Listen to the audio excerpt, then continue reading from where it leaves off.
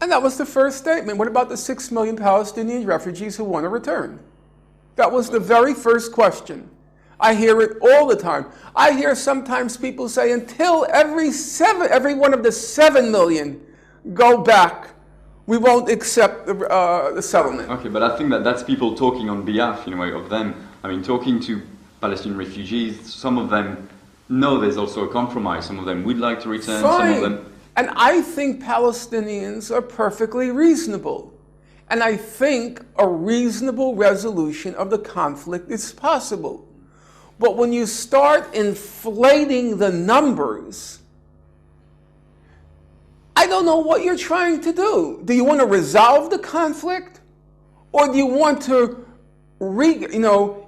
create terror in the hearts of every Israeli? What are you trying to do? What are you trying to accomplish? The way I view it is that they don't want to inflate the numbers, and the conflict has been on the two-state basis since Arafat accepted it in the late 70s. No, I don't agree. The conflict has been on a two-state basis since 1947, when there was a partition resolution. Okay. And when Arafat in 1988 announced a Palestinian statehood, he referred back to the partition resolution. He says, I am making this claim on the basis of the unfinished business of 1947. So let's say, it's been since 47 about the two-state solution, but an international law has repeatedly said that the two-state solution was the right settlement. But it hasn't happened. So I think the fact that it's not inflating the numbers, saying that there's like 7 million Palestinians, they are Palestinians, citizens of Israel. I have no doubt about that. And I think my problem is that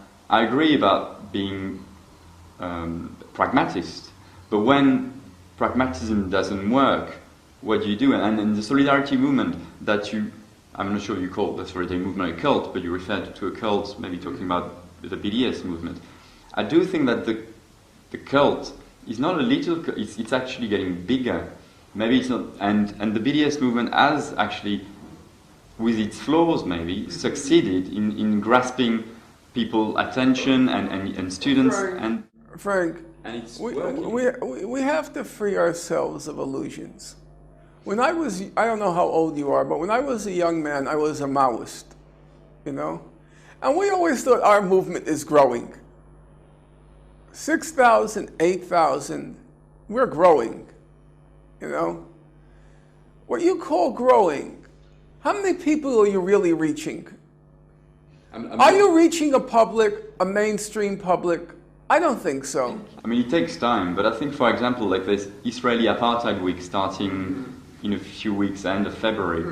And I'm not an organizer of this, but I know lots of people that organize it. And this year, it's like there's like 27 countries involved, loads of campuses that never touched it.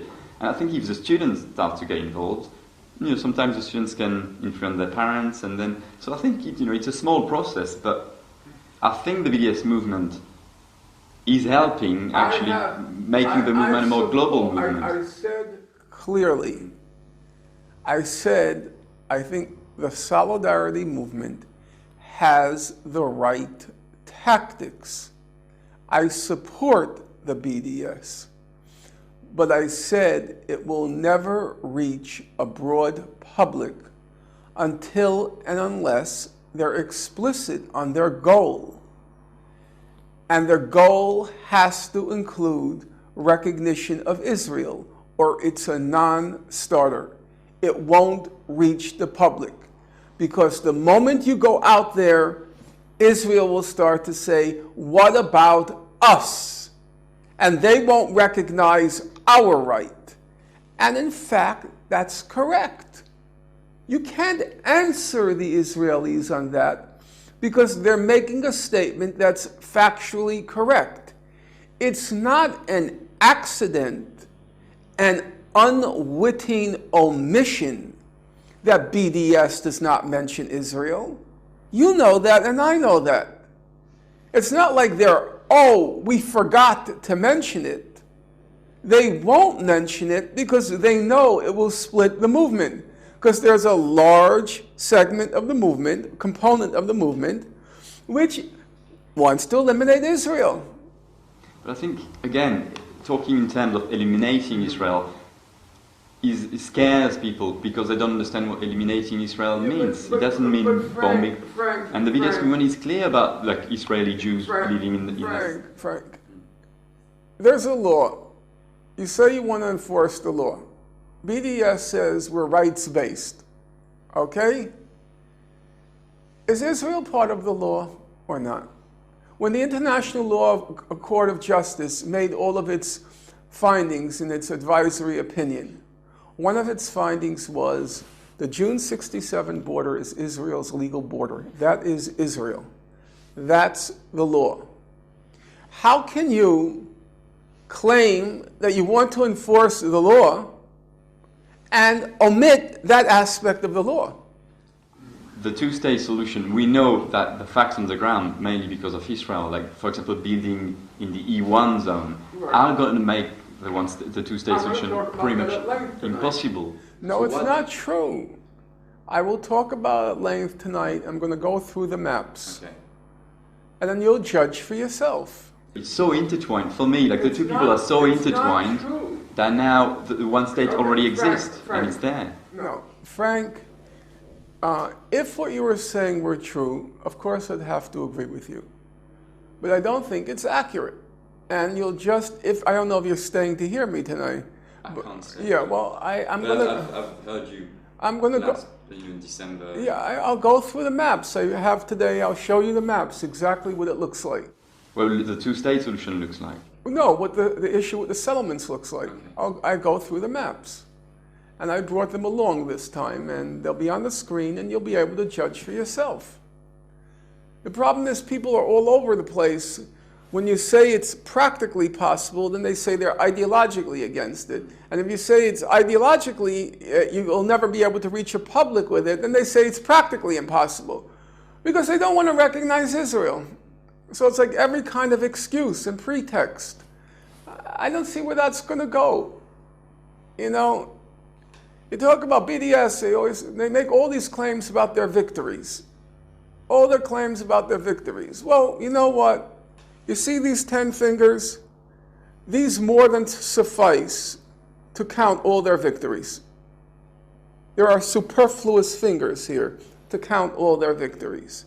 It's a cult where the guru says we have all these victories and everyone nods their head and nobody sits down to do the arithmetic on their own. I see viola mentioned like 20 times a year. They keep repeating it as if it's a new victory. How many victories are there? Let's not get carried away. I hear them say BDS is the most successful tactic.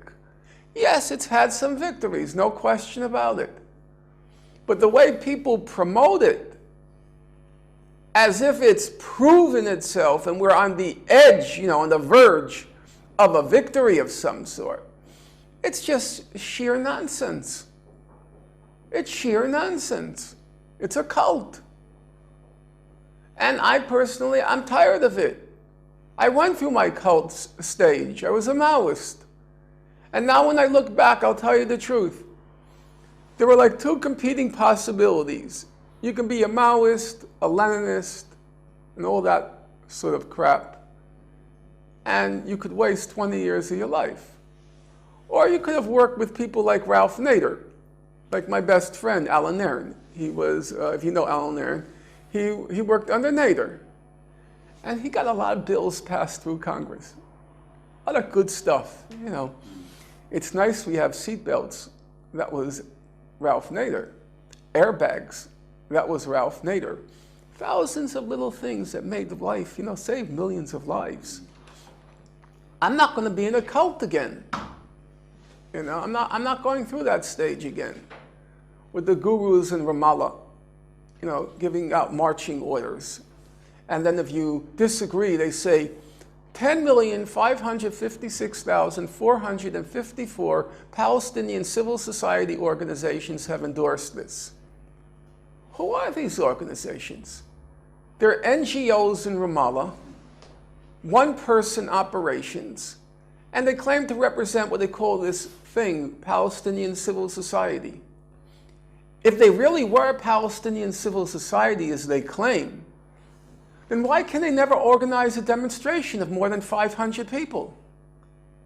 If they really are, they represent Palestinian civil, I hear this all the time.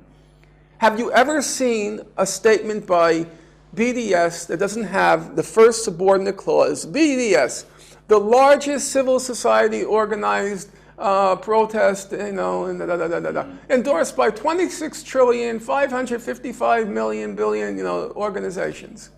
They're just Ramallah, NGOs. Represent absolutely nothing. There's trade unions as well. And, look, let's stop. If it were what you said, where are the demonstrations there? If there were really an active... BDS, I think, is turned to the international community, not to the... Well, that to me is a problem. I'll tell you the truth. Because if you're an indigenous organization in Palestine, you should be organizing your people. And it's our job to organize from our side. I went through many solidarity movements. The Vietnamese never gave us marching orders. The Nicaraguans, the El Salvadorans, they didn't tell you what to do. They organized their people. And the solidarity movement abroad, we were supposed to make the judgment about how best to organize ourselves.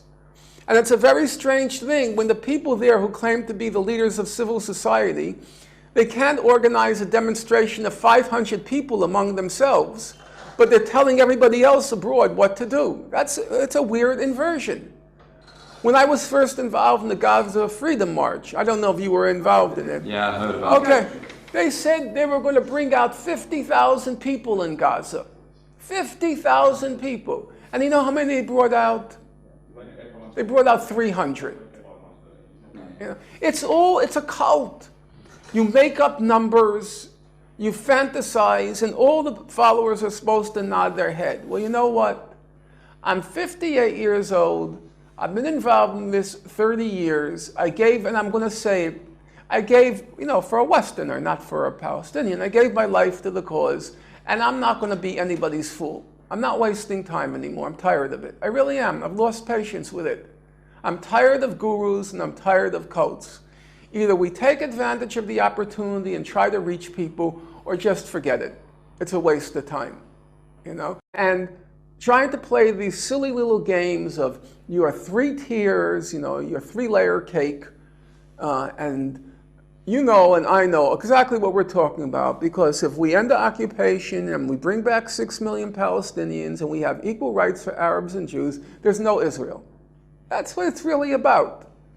And you think you're fooling anybody? You think you're so clever that people can't figure that out for themselves? No, they understand the arithmetic perfectly well. Are you going to reach a broad public which is going to hear the Israeli side, they want to destroy us? No, you're not. And frankly, you know what? You shouldn't. You shouldn't reach a broad public because you're dishonest. And I wouldn't trust those people if I had to live in the state. I wouldn't. It's dishonesty. And I don't want that kind of leadership. Then at least be honest what you want. We want to abolish Israel, and this is our strategy for doing it. Okay, be straightforward about it. But this kind of duplicity and disingenuousness, we're agnostic about Israel. No, you're not agnostic. You don't want it. Then just say it. But they know full well, if you say it, you don't have a prayer reaching a broad public. That's where the public is now. You're not going to reach them. And it's a waste of time. I can't deal with it anymore. I'm very tired of it. You have an opportunity now. That's what I'll talk about tonight. We have a chance to reach a broad public. People are sick and tired of Israel. They're weary of it. The Europeans, this has gone on too long. This has gone on longer than the 100 Years' War. This crazy Israel-Palestine conflict. It's like the War of the Roses, the 100 Years' War, and everything put together. They're tired of it. We have a chance to reach the public. And if we miss it now, it's criminal. It's criminal. I'm not going to participate in something that's going to squander a historic opportunity, maybe to end it. Hey, it can happen. I just came back from Northern Ireland. They found a settlement. And you talk to Protestants, you talk to Catholics, most people are willing to live with it. You know, there are some people who find it unacceptable, but most people, it's okay. We can live with it. And I think you can find a settlement to Israel-Palestine, which virtually everybody, in particular the Palestinians, they can live with. Perfect? No. Ideal? No. We can live with? Yes. We can find that kind of settlement. It's possible. But the opportunity may just be squandered.